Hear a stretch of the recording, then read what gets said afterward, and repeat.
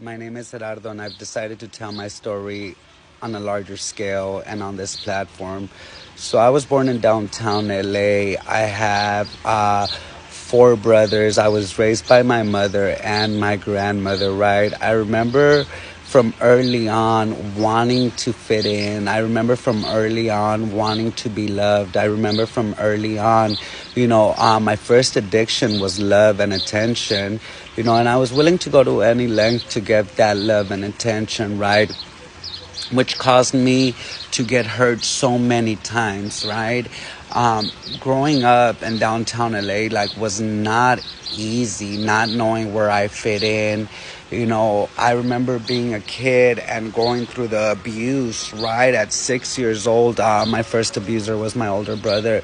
And I remember how it fucked me up. I remember how it made me feel, and I remember how it screwed up my thinking, right?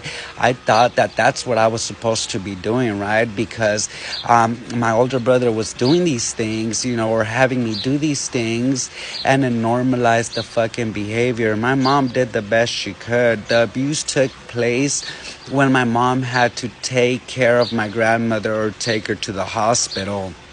She was a single mother doing the best she could.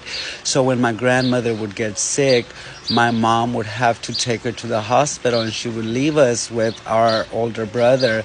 Our older brother is no longer in the picture, right?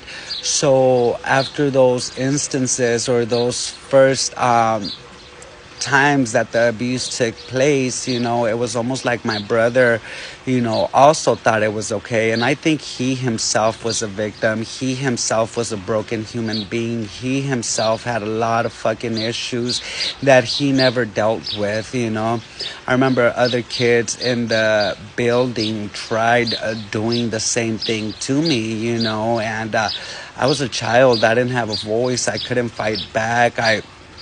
At the time, I didn't really know right from wrong.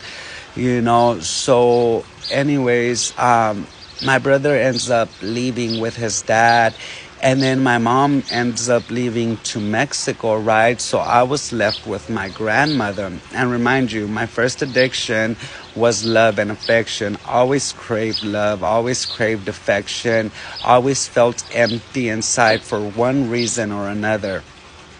So my mom leaves to Mexico when I'm about 8 or 9. My grandmother raises me. She did the best she could. She didn't have money to really care for us, for me. My mom took all my brothers, and like I said, she didn't have money, so she did what she could.